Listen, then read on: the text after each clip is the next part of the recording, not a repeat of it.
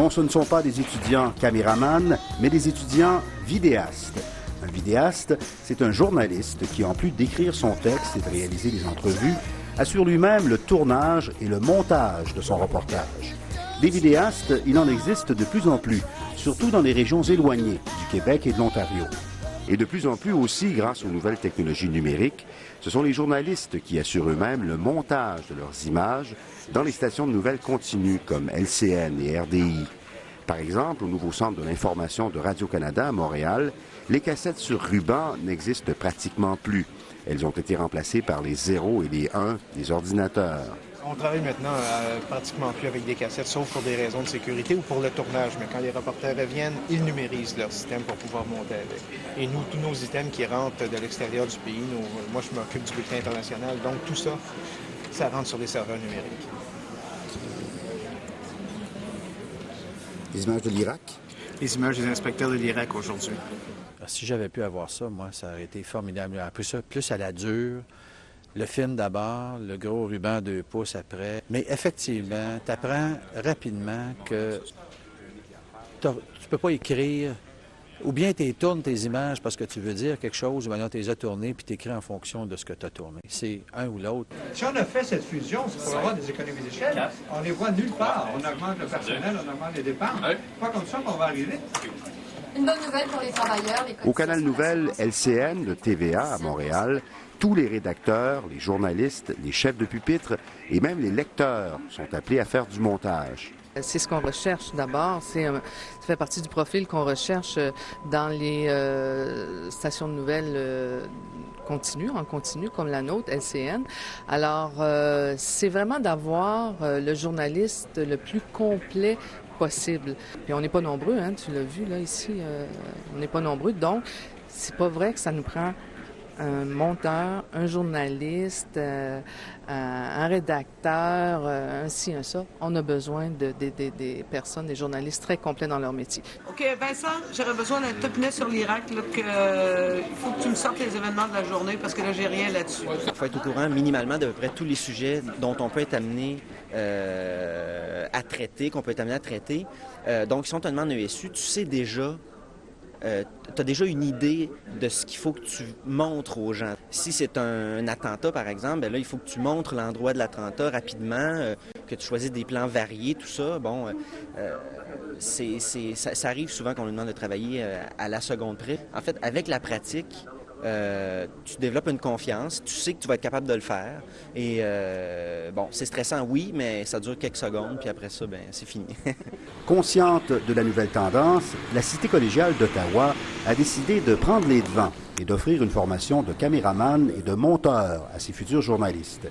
À notre connaissance, il s'agit du seul programme du genre au Canada. La plupart de ces étudiants pionniers ne veulent pas nécessairement ou ne seront pas nécessairement vidéastes plus tard, mais ils sont d'avis que savoir tourner et savoir monter fera d'eux de meilleurs journalistes. Parce que maintenant, je sais comment prendre les plans, je sais quelle image prendre. Je sais tout ce qu'un caméraman, ben pas tout, là, mais je sais ce qu'un caméraman doit savoir, ce qu'un monteur doit savoir, ce qu'un journaliste doit savoir. Fait que je pense que je devrais être une meilleure journaliste que n'importe quel journaliste à Radio-Canada. Vu que je suis vidéaste, en partant, je pense à mes images que je veux. Fait que quand je suis avec un caméraman, j'y pense aussi en partant. C'est un réflexe qui reste. Donc, ça donne vraiment une formation complète.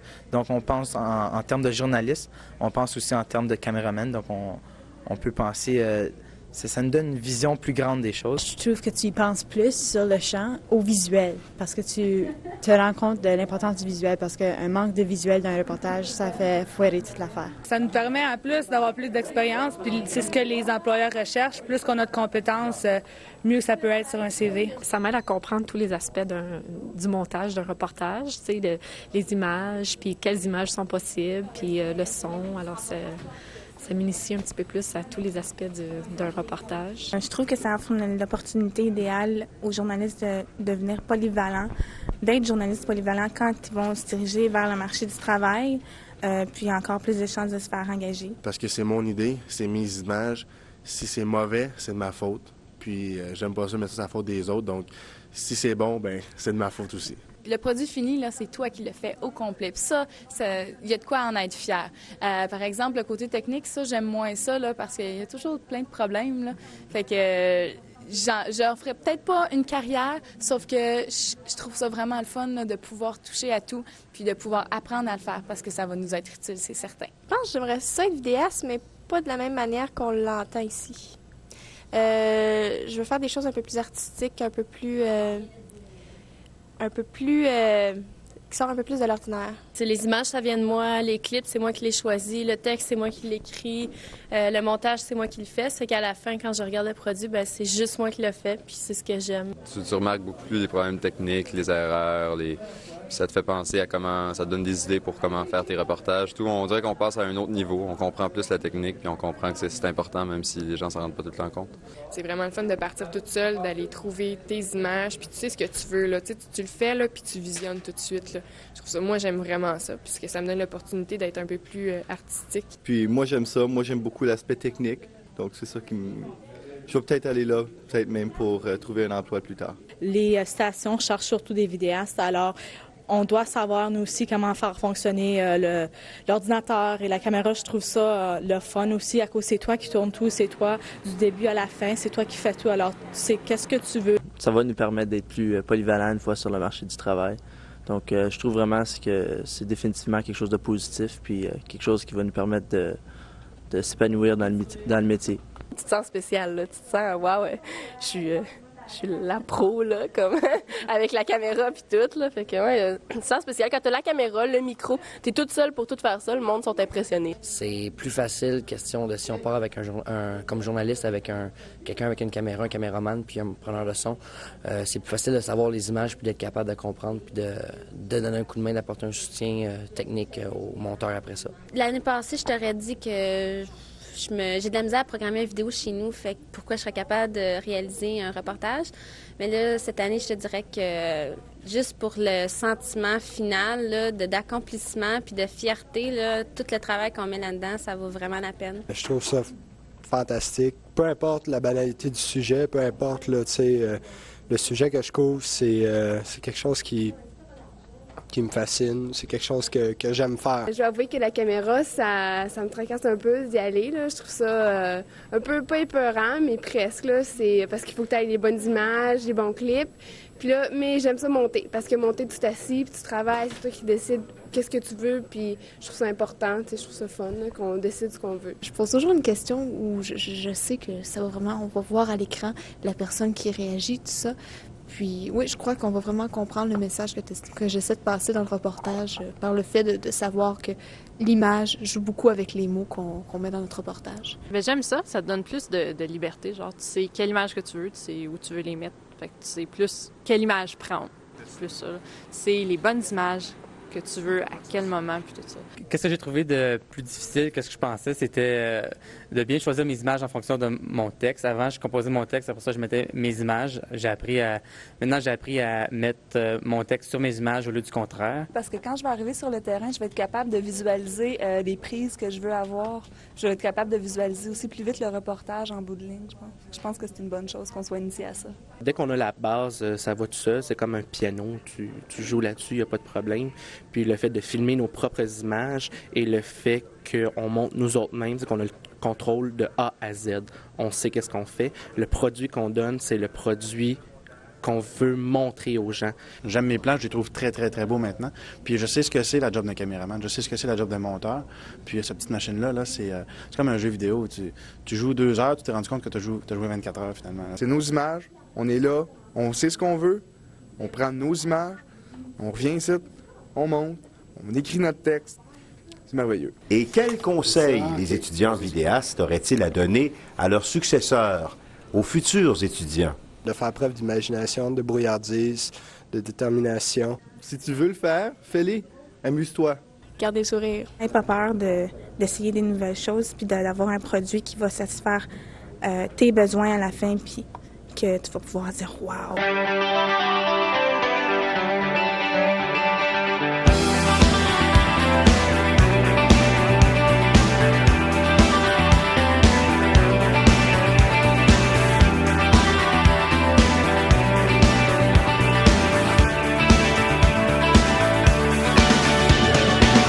C'est planifier son temps, prendre des entrevues avec des idées originales, puis de toujours foncer, parce que c'est le temps qu'on a pour pratiquer. Après ça, ça va être sur le marché du travail. Fait que c'est vraiment d'y aller avec le guts. Mais faut pas que tu aies peur. Moi, j'avais peur. Ça me faisait peur au début parce que je voyais les vidéos des deuxièmes années. J'étais là, mon Dieu Seigneur, comment je vais faire ça? Mais c'est d'y aller, c'est de foncer, puis ça va aller super bien. Si t'aimes ça, il n'y aura pas de problème. Et c'est pas si difficile que ça, un coup que tu sais les touches, tout ça, ça vient tout seul après, là. T'sais, moi, j'ai encore de la misère avec ça un peu, mais c'est pas si difficile que ça, puis il y a tout le temps quelqu'un pour aider. Un horaire qui marche. Tu peux avoir 1, 2, 3 jobs, tu as ton école, toutes sortes d'affaires. Fais sûr de bien gérer votre temps, sinon là, vous allez capoter. C'est sûr que c'est beaucoup d'organisation, beaucoup de temps. Il faut que tu prennes le temps d'aller tourner. Ensuite, il faut que tu prennes le temps d'écrire ton texte, tu prennes le temps de faire ton montage. Avec toutes les autres cours qu'on a, puis ça, il faut vraiment beaucoup d'organisation. Sérieux, il faut qu'ils organisent leur temps. C'est le secret. S'ils font pas ça, ils viendront pas à bout de réussir à faire le cours à vide 2 parce que c'est trop... T'as trop de choses à penser. Prenez votre trépied, OK? Moi, je le prenais pas assez souvent, puis je me suis fait jouer des tours. Faut pratiquer pour que leur doigt ait seul sur le clavier, puis ça finit par être simple, là. C'est plus simple que du montage linéaire, ça finit par être une seconde nature, puis touc-touc. Le plus dur, je crois, c'est de trouver son sujet. Après ça, quand on a vraiment trouvé un sujet et qu'on est intéressé par ce qu'on fait, les idées, ça travaille 24 heures sur 24. Il faut trouver l'affaire qu'on aime dans l'événement pour faire un bon topo. Plus on aime l'aspect qu'on couvre, plus on fait un bon topo. Il faut penser à l'avance, déjà avoir une idée du produit final qu'on veut. Parce que ça fait beaucoup de choses à penser en même temps. Fait que si on se prépare pas, c'est clair qu'on va oublier quelque chose. Ça dépend si vous êtes perfectionniste ou non. Parce que moi, je le suis. Puis ça prend longtemps en montage. Ça fait que prenez-vous d'avance. Pas avoir peur de poser des questions. Pas avoir peur de faire des erreurs. Mais surtout d'avoir du plaisir parce que c'est vraiment plaisant. Il faut travailler fort. Il faut mettre beaucoup de temps en dehors des heures des cours. Puis il faut avoir beaucoup d'idées pour les textes, que ce soit pour les images ou... Fait que je leur souhaite bonne chance, mais c'est un beau projet, c'est le fun. L'affaire la plus importante, c'est probablement de se faire confiance. Des fois, on arrive sur le terrain, on est un peu nerveux, surtout les premières entrevues. Il faut qu'ils soient passionnés, ça c'est la première chose. Puis pour le travail, si tu es passionné, c'est toujours plus facile. Je pense qu'il faut être passionné. Je pense que ça prend de la passion, il faut aimer qu'est-ce qu'on fait. Et il faut pas qu'ils se disent que ça va être facile, t'sais. Parce que ce sera pas facile. Prise 1. Prise 1 dans 3, 2, 1. Les étudiants inscrits en journalisme électronique à la Cité collégiale d'Ottawa doivent aussi apprendre à se filmer eux-mêmes, ce qui n'est pas toujours évident au début. Le coup de ses colocs. Il poursuit d'ailleurs ses pressions sur le Congrès afin qu'il... Que les crimes sexuels contre les enfants ne resteront pas. Impuni. C'est la première fois qu'il y a un tel délai entre un meurtre et une accusation. OK. Avec cette sentence de 30 mois de détention. Officiellement, le gouvernement... Les coûts de ces colocs représentent une... Les risques de son investissement de 120 millions ont été sous-estimés. Sous-évalués? Officieusement à Londres, on parle de la nécessité de garder les... Maxime Charon, TVA. Officieusement, à Londres, on évoque... Il poursuit d'ailleurs ses... Officieusement à Londres, on parle déjà de la nécessité... Il n'y a pas de déjà. Efface tout ça, mais on recommence. Il poursuit d'ailleurs... T'as-tu regardé? Ça t'intéresse-tu, oui? Pierre Boisvert, take one, stand by. Monique Gagnon-Fournier va comparaître de nouveau le 17 avril. Officieusement, à Londres, on parle de la nécessité de garder les nouveaux... Bababi, Bobby. OK. Attends. C'est la première fois qu'il y a un tel délai entre un meurtre et un accident. Le coup de ces colocs représente une goutte d'eau dans l'univers. Ça me j'allais trop de même. Officiellement. C'est correct, c'est correct. Dans 3, 2, 1. À la minute, ma mâchoire vient de craquer. C'est dur, hein? La voix est bonne, merci. C'est donc dans un pénitencier fédéral que Peter Dagenet devra purger sa peine. Une peine que le... C'est parce que j'arrête pas de plisser des yeux, ça paraît-tu? Le coût de ces colocs représente une goutte d'eau pour les océans de revenus d'Hydro-Québec. Mais l'accumulation de ces gouttes d'eau... Je me peigne, je relaxe. Et Radio-Canada, Londres. les risques de son investissement, de ça. Tant chez les employés que chez les clients. Myriam Laplante, Radio-Canada, TVA. Voilà. Il y a une madame qui fait bye-bye en haut, là. Je comprends pas pourquoi elle me fait bye. Il y a plein de publics, là. C'est comme dans la vraie vie. La première fois qu'il y a un tel délai entre une accusation et un meurtre. C'est 2 phrases, Chris, ça peut pas être dur. Plus de 3 millions de spectateurs. Le poids de la comparaison s'annonce lourd à porter. Son principal adversaire... Ah, shit de merde. Représente des gouttes d'eau dans l'océan des revenus d'Hydro-Québec. Mais l'accumulation de ces gouttes d'eau... Hey, les moteurs, là, monsieur, là.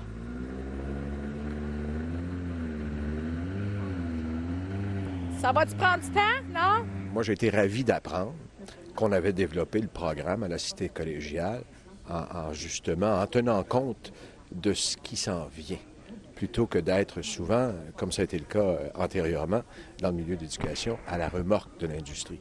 L'industrie, c'est inévitable, elle est partie par là. Le journaliste, de plus en plus, va être appelé à s'organiser tout seul et à être le maître, le seul maître après Dieu de son reportage. Il faut s'amuser, il faut en mettre, il faut être passionné, il faut mordre dedans. Et c'est ça qui va donner un résultat passionnant dans lequel on a le goût de mordre. Puis je dirais aussi que c'est l'avenir. Je ne sais pas si... est-ce que vous enseignez comment tourner aussi des images? Oui. Ah ben ça, c'est encore mieux. Je te dirais. Je vais pouvoir mieux savoir comment prendre des prises de vue, puis je vais pouvoir dire, OK, cette prise-là, on la prend, ça, c'est un petit peu moins bon, fait que je vais pouvoir travailler avec les images, puis plus focusser mon texte par rapport aux images qu'on a prises. On apprend à être polyvalent, on apprend à être plus qu'un simple journaliste, dans le fond. J'aimerais pas ça être journaliste aux nouvelles de 6 heures, mais j'aimerais ça partir là, sur une go dans un autre pays avec ma caméra, mon portable, avec mon montage, mon programme à vide, là, tourner mes affaires, faire mes petits reportages, ça, j'aimerais ça, ouais. Surtout, il faut persister puis pas se décourager parce que c'est pas facile. C'est pas tout le monde aujourd'hui qui a la chance que moi j'ai eu, par exemple, quand j'ai commencé dans le métier dans lequel j'ai été très gâté, et dans lequel je continue d'être extrêmement gâté, mais dans lequel j'ai bien du plaisir. Bonne chance puis lâchez pas. Et qu'il se retrouve vidéaste, journaliste, chef de pupitre ou chef d'antenne à la télévision, souvenez-vous bien de ces visages. Ce sont eux qui seront témoins de l'histoire et qui, par leur reportage, nous la raconteront. Daniel Tremblay pour la Cité collégiale à Ottawa.